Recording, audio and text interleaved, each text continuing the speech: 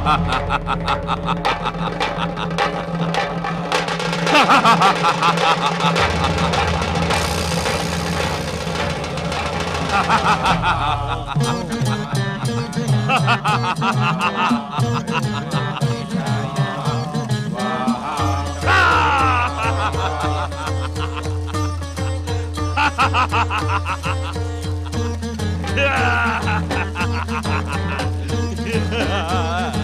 महागणेशाय नमः।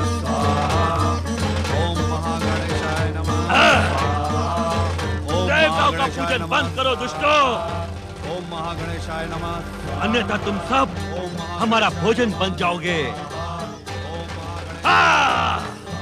दुष्टों, क्या तुमने नर जाति का अंत करने वाले महाशक्तिशाली असुर नरांतक का आदेश नहीं सुना? तुम हमें श्री महागणेश की पूजा करने से क्यों रोक रहे हो? श्री महागणेश का पूजन हर जीव का परम कर्तव्य है। अब से केवल मेरी पूजा करना ही तुम सबका परम कर्तव्य है। मुझसे अधिक शक्तिशाली दूसरा कोई नहीं। तुम सब मेरी पूजा करो, मुझे पसंद करो, मैं तुम्हें वो सब कुछ दूंगा जो वो महागणेश नहीं दे सकता। श्री महागणेश का नाम आदर से ले दुष्ट, अन्यथा परिणाम तेरी मृत्यु होगा दुष्ट। वे विघ्न बाधाओं का अंत करने वाले विघ्नेश्वर हैं। उनके क्रोध को जगाने का परिणाम तुम्हारा अंत होगा। मेरा अंत?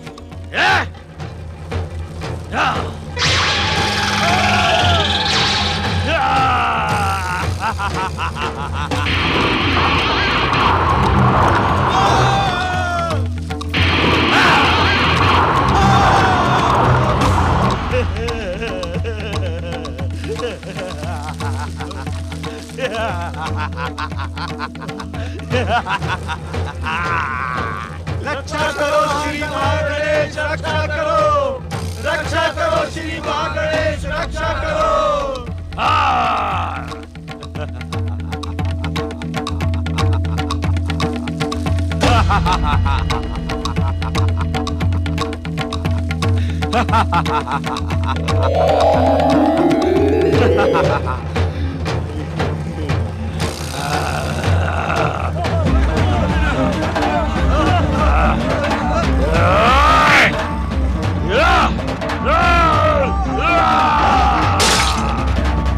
रक्षा करना श्री महागणेश।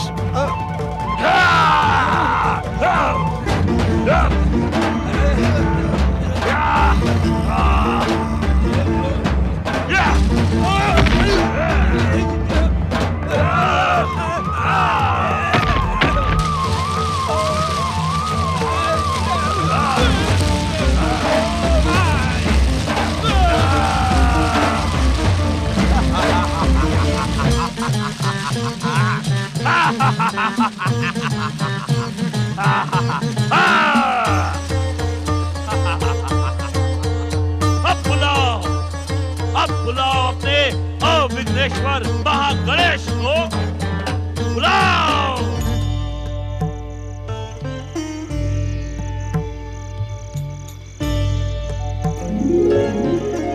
देवराज इंद्र, अब हमारी रक्षा कौन करेगा? अब हम सहायता के लिए किसको पुकारें? नारायण नारायण। देवगण, इस समय हमारी सहायता एवं रक्षा श्री महागणेश के अतिरिक्त और कोई नहीं कर सकता। हमें उन्हीं का आह्वान करना चाहिए। रक्षा करें श्री महागणेश। असुर देवांतक और नरांतक के आतंक से हमारी रक्षा करें। हे विघ्न बाधाओं का अंत करने वाले श्री महागणेश, आपके संसार में इस समय आसुरी शक्तियों की विघ्न बाधाओं का पर्वत उठ खड़ा हुआ है। रक्षा करें श्री महागणेश। इन महाशक्तिशाली असुरों के आतंक से आपकी संपूर्ण सृष्टि में धर्म का नाश हो रहा है। श्री महागणेश, देवांतक और नरांतक ने आपकी महान सत्ता को चुनौती देने का दुस्साहस किया है। कृपया उन्हें दंड दें और हमारी रक्षा करें। हे सर्वेश्वर, हमारी रक्षा करें। हे विघ्नेश्वर, हमारी रक्षा करें। हमारी रक्षा करें श्री महागणेश, रक्षा करें। रक्षा करें श्री महागणेश, रक्षा करें। रक्षा करें श्री महागणेश, रक्षा करें।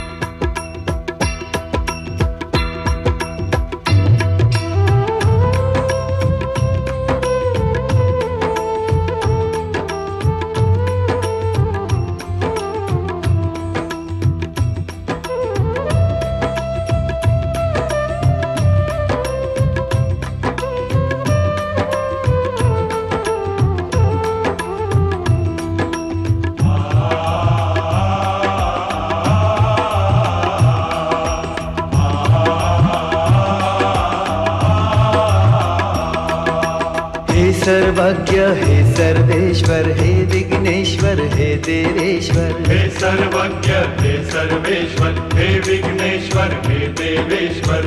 धर्म की रक्षा हेतु आओ, आसुरी बल से हमको बचाओ, हमको बचाओ।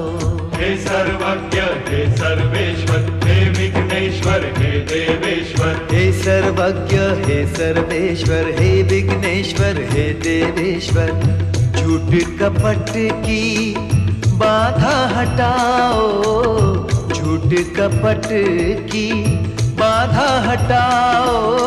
पीड़ित है प्रभु पीड़ा मिटाओ।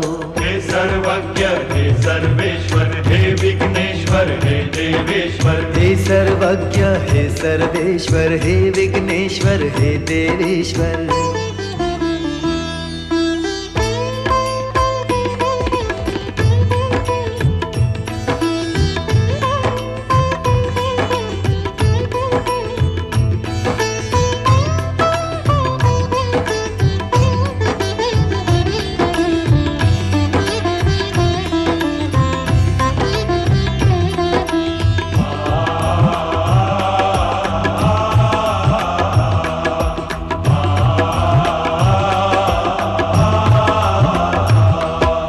दसों दिशाएं धराए अंबर, भय से कांप रहे हैं थर थर। दसों दिशाएं धराए अंबर, भय से कांप रहे हैं थर थर। आके सबको धैर्य बंधाओ, आके सबको धैर्य बंधाओ। धर्म की रक्षा हेतु आओ। हे सर्वज्ञ हे सर्वेश्वर हे विघ्नेश्वर हे देवेश्वर। हे सर्वज्ञ हे सर्वेश्वर हे विघ्नेश्वर हे देवेश्वर।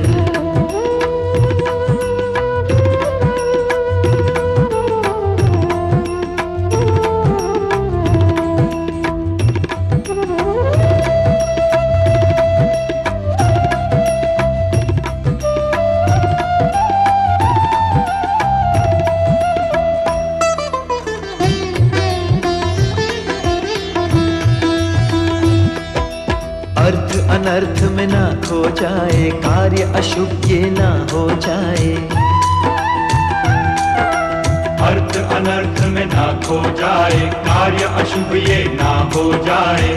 हमको उजियारा दिखलाओ, हमको उजियारा दिखलाओ।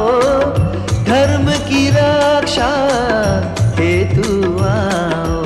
हे सर्वज्ञ हे सर्वेश्वर हे विघ्नेश्वर हे देवेश्वर। हे सर्वज्ञ हे सर्वेश्वर हे विघ्नेश्वर हे देवेश्वर।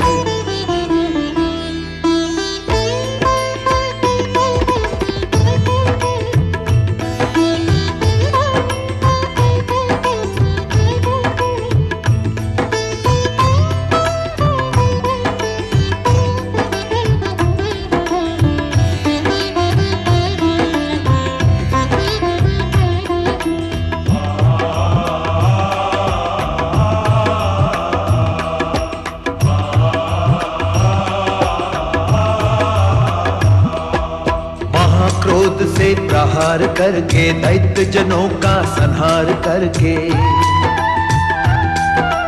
महाक्रोध से प्रहार करके, दैत्य जनों का संहार करके। नाम को अपने मान दिलाओ नाम को अपने, मान दिलाओ धर्म की रक्षा हेतु आओ। हे सर्वज्ञ हे सर्वेश्वर हे विघ्नेश्वर हे देवेश्वर। हे सर्वज्ञ हे सर्वेश्वर हे विघ्नेश्वर हे देवेश्वर, धर्म की रक्षा हेतु आओ।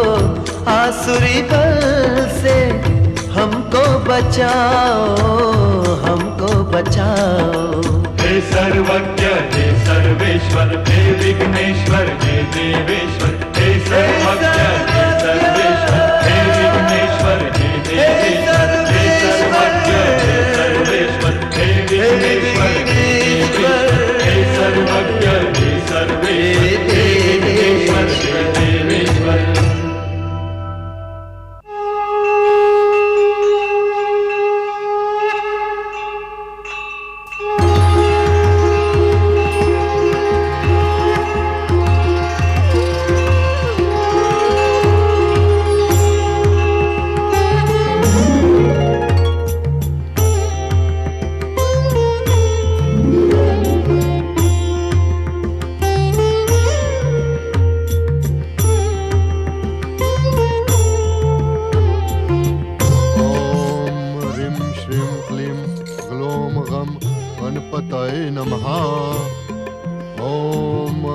स्वरूपाय गणाधिपतये नमः।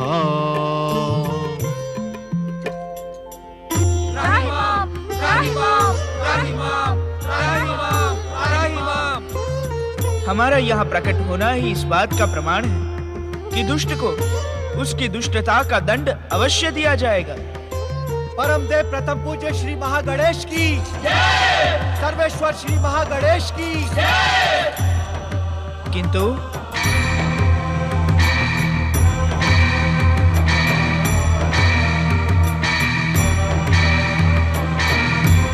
जीवन प्राप्त करने वाली जीवात्मा की आयु जब तक शेष है, हम उसका वध नहीं करेंगे। अर्थात श्री महागणेश, अर्थात हमारी इच्छा से जीवन प्राप्त करने वाली हर जीवात्मा अपना जीवन जीने के लिए स्वतंत्र होती है।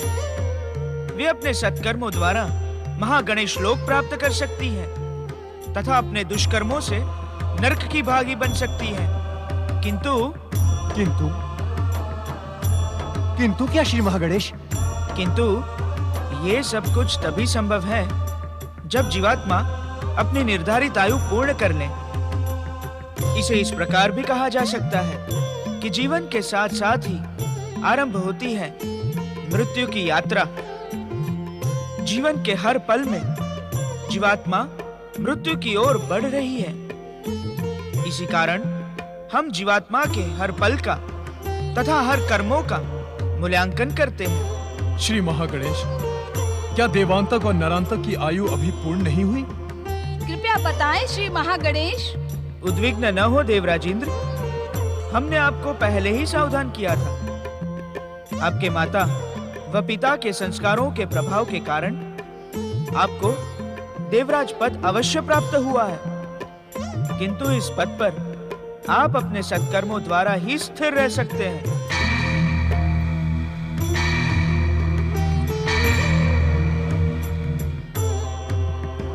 हे विघ्न बाधाओं का अंत करने वाले परम देव श्री महागणेश, देवांतक और नरांतक के आतंक से हम सभी व्यथित और उद्विग्न हैं।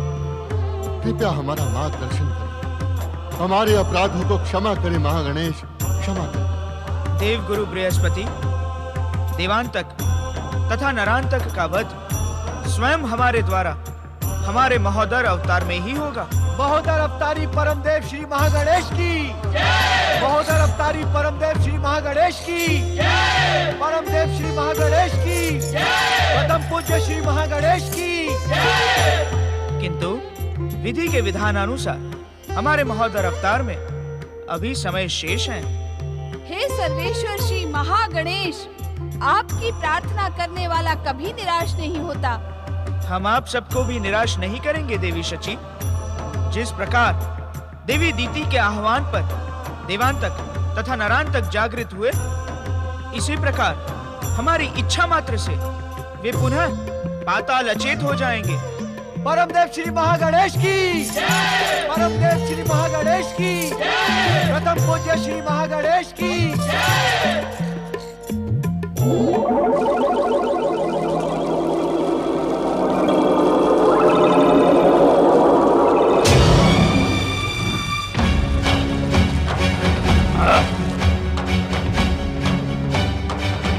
श्री महागणेश जी की, श्री महागणेश जी की।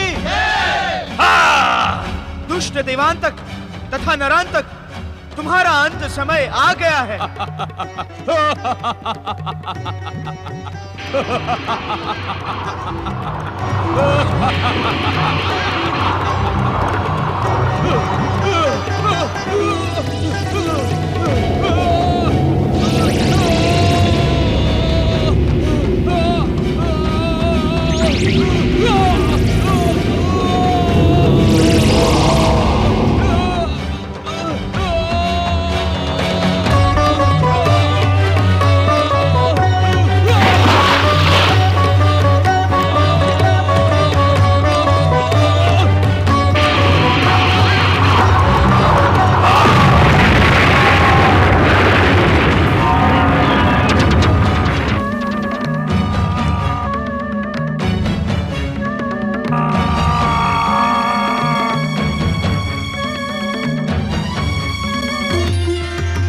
महागणेश जी की, श्री महागणेश जी की। बोलिए श्री महागणेश की जय। पर ब्रह्म श्री महागणेश की जय। जगत रक्षक श्री महागणेश की जय।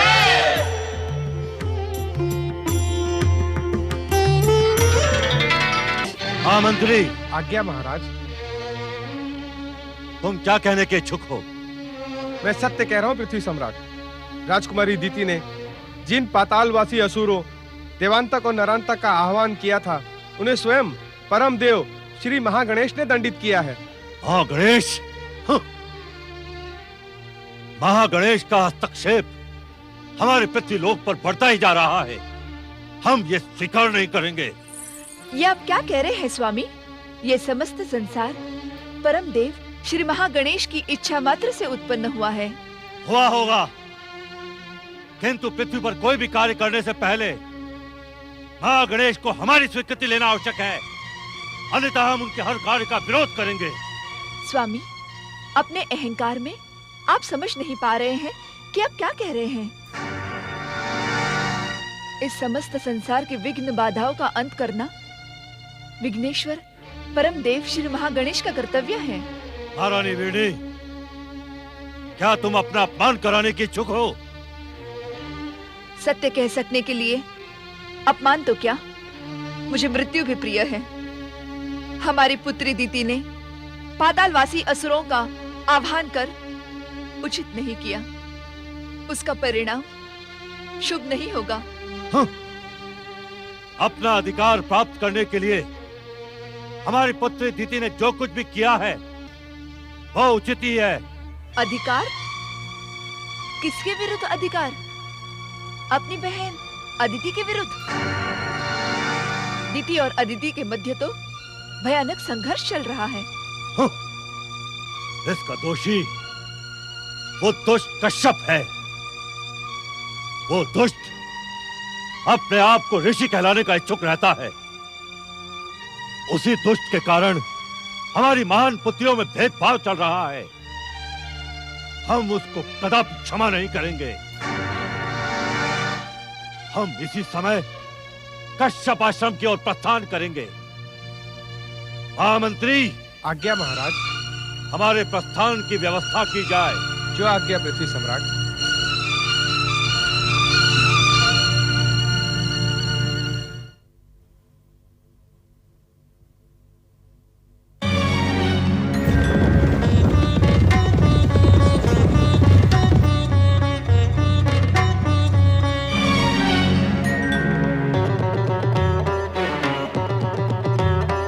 पातालवासी असुरों को जागृत कर परम देव श्री महागणेश के क्रोध का परिणाम देखा तुमने? आसुरी शक्ति पराजित नहीं हुई है। ये तुम नहीं, तुम्हारा अहंकार बोल रहा है दीदी। तुम्हारा अभियान परमदेव श्री महागणेश ने इच्छा मात्र से ध्वस्त कर दिया।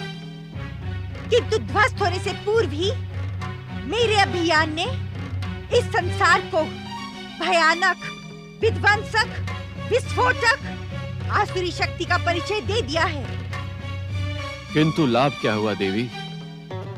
ये मेरा पहला प्रयास था जो कुछ सफल रहा, किंतु मेरा दूसरा प्रयास पूर्ण सफल होगा। इस संसार पर मेरे द्वारा निर्देशित आसुरी शक्ति अपना अधिकार करेगी। तब तुम जैसे पाखंडी और ढोंगियों को इस संसार में सर छुपाने का भी स्थान नहीं होगा। तुम भयंकर भूल कर रही हो दीदी। भूल तुमने की है ऋषिवर, अदिति को तेजस्वी पुत्रों की माँ बनाकर मेरा अपमान किया है, मेरी उपेक्षा की है। इसका दंड तुम्हें और इस संसार को भोगना ही पड़ेगा। प्रजापति कश्यप, मेरी पुत्री सत्य कह रही है। आपने अदिति के अतिरिक्त अपनी अन्य पत्नियों की जो उपेक्षा की है, उसका दंड आपको भोगना ही होगा। दक्ष प्रजापति, आप यहाँ? हाँ प्रजापति कश्यप, मैं आपको यह बताने आया हूँ कि अपने पक्षपातपूर्ण व्यवहार के कारण आपने ऋषि कहलाने का अधिकार खो दिया है। ऋषि कहलवाने का अधिकार हमने आपकी कृपा से प्राप्त नहीं किया था दक्ष प्रजापति। आपको हमारे पारिवारिक विषय में हस्तक्षेप करने का तनिक भी अधिकार नहीं है। प्रजापति कश्यप, आप हमारे क्रोध से भलीभांति परिचित हैं। मैं आपके क्रोध से भयभीत नहीं होने वाला हूँ। आप जिस प्रकार यहाँ आए हैं उसी प्रकार यहाँ से लौट जाएं। प्रजापति कश्यप, संपूर्ण पृथ्वी लोक हमारी संपत्ति है। हमें श्राप देने का दुस्साहस न करें आप। यदि आप हमारी पुत्रियों के पति न होते तो अब तक आपका यह मस्तक इस भूमि पर लौट रहा होता। ये संसार मेरे आराध्य परम देव श्री महागणेश की इच्छा मात्र से उत्पन्न हुआ है। किसी की जीवन मृत्यु का अधिकार उनके पास सुरक्षित है। अरे तुम्हारी बिसात ही क्या है? यदि तुम हमारे पत्नियों के पिता न होते तो अब तक हमारा शाप तुम्हें भस्म कर चुका होता दक्ष प्रजापति।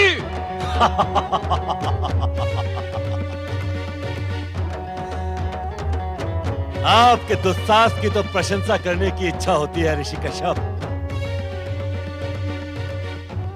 किंतु यदि तुमने अदिति को महान पुत्रों की माता बनने का अवसर प्रदान न किया, तुम्हारे भयंकर क्रोध से संसार की कोई भी शक्ति तुम्हारी रक्षा नहीं कर सकेगी।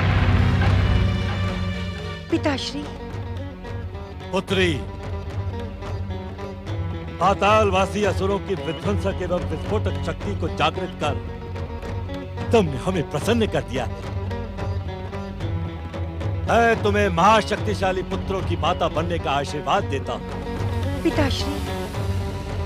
एक दिन तुम्हारे पुत्रों की भयंकर शक्ति से ये संसार थर थर कांपेगा।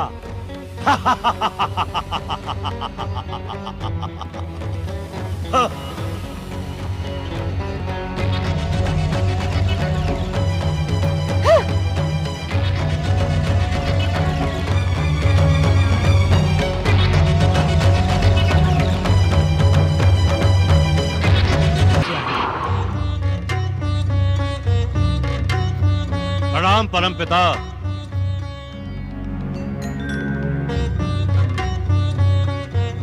अपने महान पुत्र पृथ्वी के अधिपति दक्ष प्रजापति का प्रणाम स्वीकार करें परमपिता।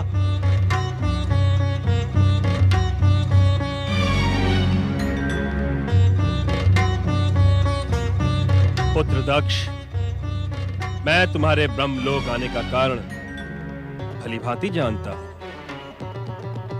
किंतु जिस महायज्ञ के आयोजन की योजना बनाकर तुम यहां आए हो, उसका उद्देश्य स्वयं स्पष्ट करो। इस महायज्ञ के आयोजन का उद्देश्य स्पष्ट ही है परमपिता।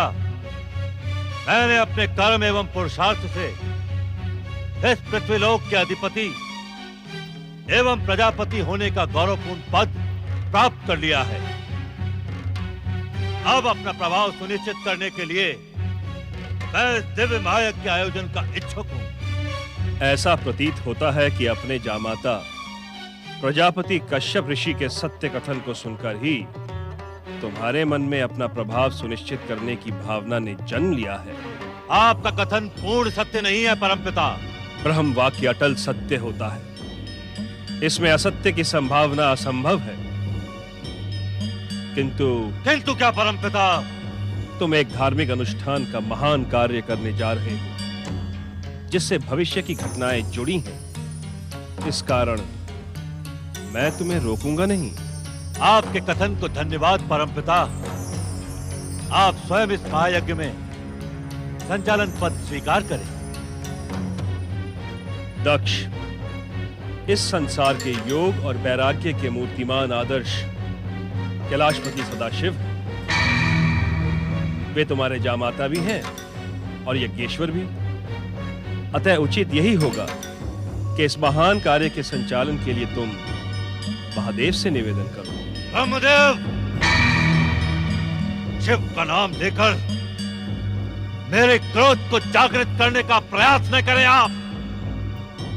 आपके कहने से मैंने उसे अपनी कन्या का दान अवश्य दिया है, किंतु वो भूत प्रेत और पिशाचों की सेवा स्वीकार करने वाला है।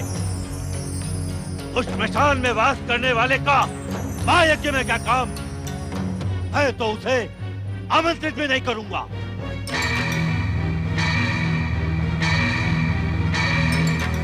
दक्ष, शिव क्रोध को जगाने का परिणाम तुम्हारा सर्वनाश हो सकता है। ऐसी भूल ना करो पुत्र। ये भूल नहीं, पृथ्वी के अधिपति दक्ष प्रजापति का अंतिम निर्णय है। शिव की अनुपस्थिति में तुम्हारे महायज्ञ का उद्देश्य ही अपूर्ण रह जाएगा पुत्र। उस उद्देश्य को आप पूर्ण करेंगे। असंभव। शिव का अपमान करने वाले के अनुष्ठान में हम उपस्थित हो ही नहीं सकते दक्ष। परमपिता, आप मेरी पुत्री दीति के क्रोध का परिणाम देख चुके हैं। यदि आपने मेरे इस महायज्ञ को अपना सहयोग नहीं दिया तो मेरे भयंकर क्रोध का परिणाम आपको ही नहीं अपितु सारी सृष्टि को भुगतना होगा। सृष्टि के रचनाकार ब्रह्मदेव, सावधान।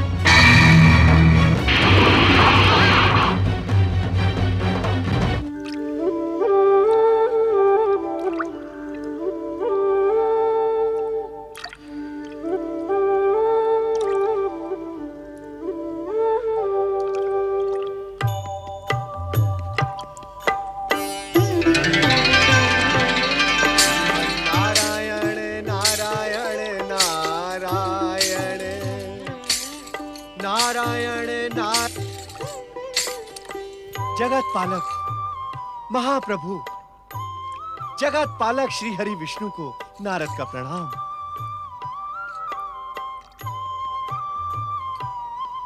कहें देवर्षि नारद, आज क्षीर सागर का मार्ग कैसे भूल पड़े?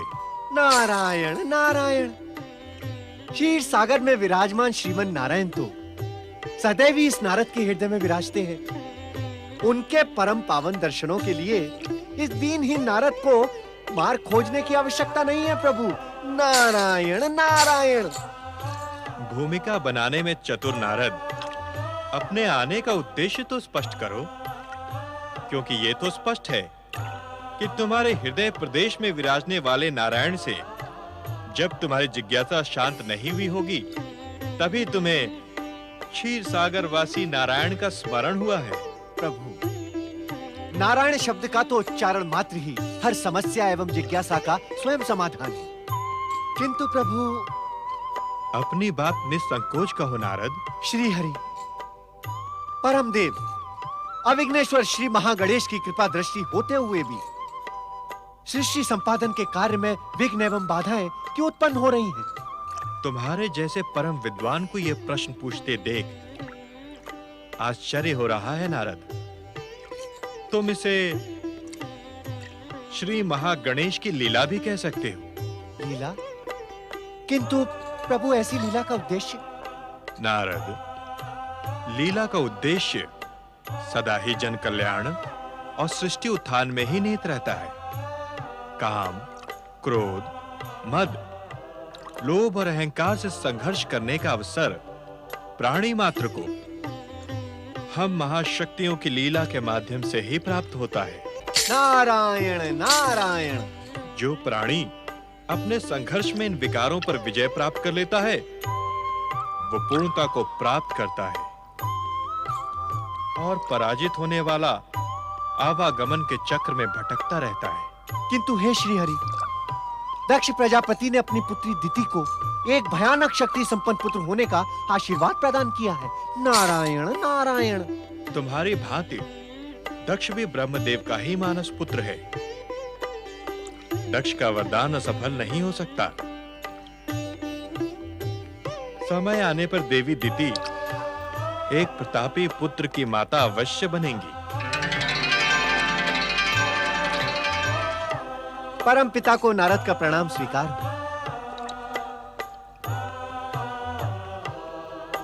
श्री हरि विष्णु को ब्रह्मा का प्रणाम। वैकुंठपति श्री हरि विष्णु, इस समय मैं दक्ष प्रजापति द्वारा आयोजित महायज्ञ योजना से उद्विग्न होकर यहां प्रकट हुआ हूं। धार्मिक अनुष्ठान के आयोजन को लेकर कैसी उद्विग्नता ब्रह्मदेव? ये तो प्रशंसनीय कार्य है। उद्विग्नता आयोजन को लेकर नहीं है श्री हरि, दक्ष के स्वभाव को लेकर है। जिस संकल्प को साध कर वो महायज्ञ का आयोजन करने का इच्छुक है, वो अनुचित है। इसी कारण हमें इस महायज्ञ में उपस्थित होना होगा, जिससे दक्ष की अनैतिकता को स्वयं वश में रख सके। मेरा कहा आप क्षमा करें श्री हरि, किंतु किसी की उपस्थिति से वश में रहना भैया दक्ष के स्वभाव में नहीं है। नारायण नारायण। हम दक्ष प्रजापति के स्वभाव से अनभिज्ञ नहीं है नारद। कश्यप पत्नी दिति को माता बनने का वरदान देने वाले दक्ष के महायज्ञ से भविष्य की अनेक घटनाएं जुड़ी हैं। इस कारण हमें इस महायज्ञ में सम्मिलित होना ही होगा। जैसी आपकी आज्ञा श्री हरि। नारायण नारायण।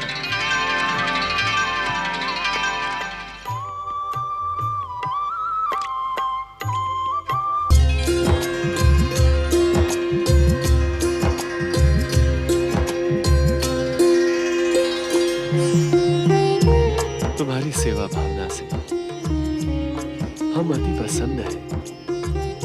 वास्तव में तुम्हें पत्नी के रूप में पाकर मेरा जीवन धन्य हो गया है देवी अदिति।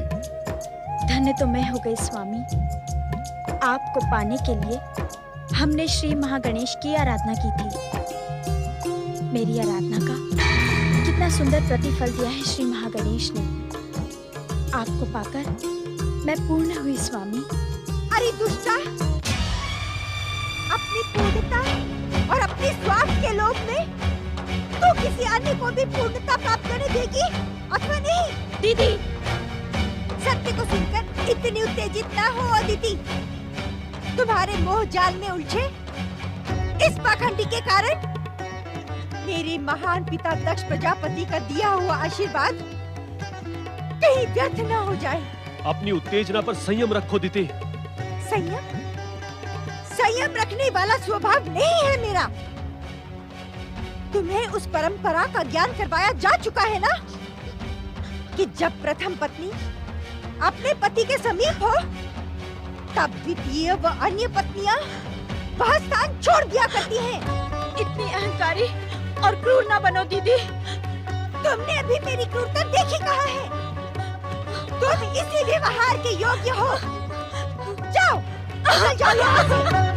तुम्हारे इस अनुचित व्यवहार को मैं कदापि क्षमा नहीं कर सकता दीदी। मैं आपके क्षमा दान की आकांक्षी भी नहीं हूँ।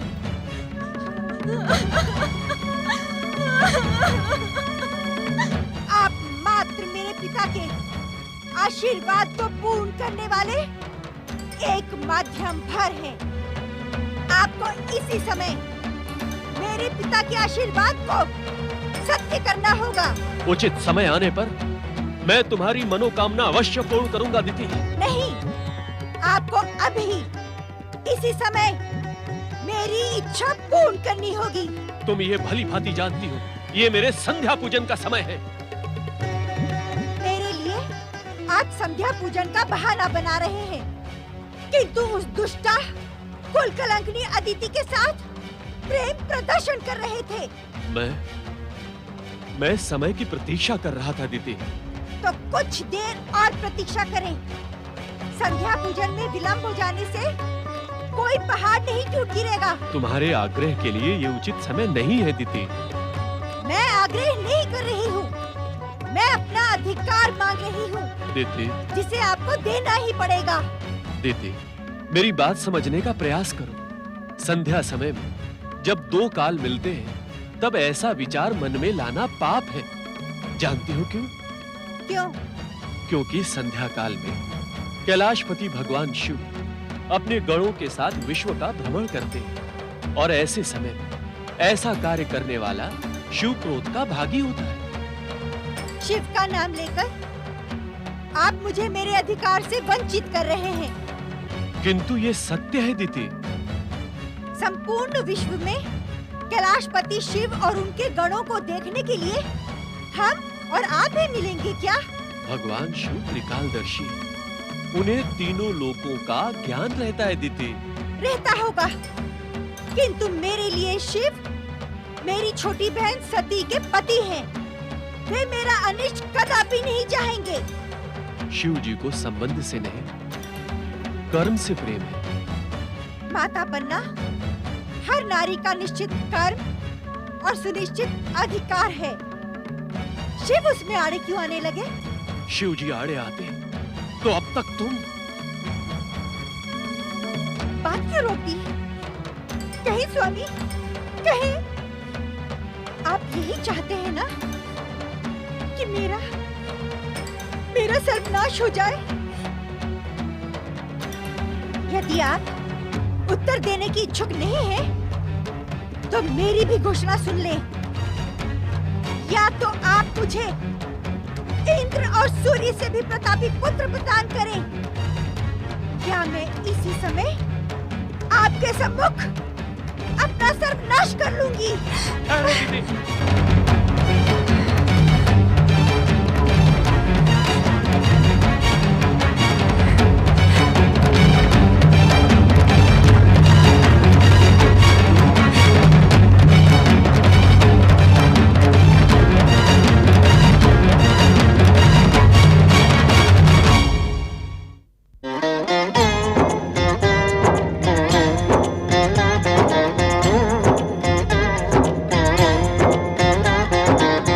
अर्थ समर्थ ये इनसे जीवन, यही है करता यही है कारण।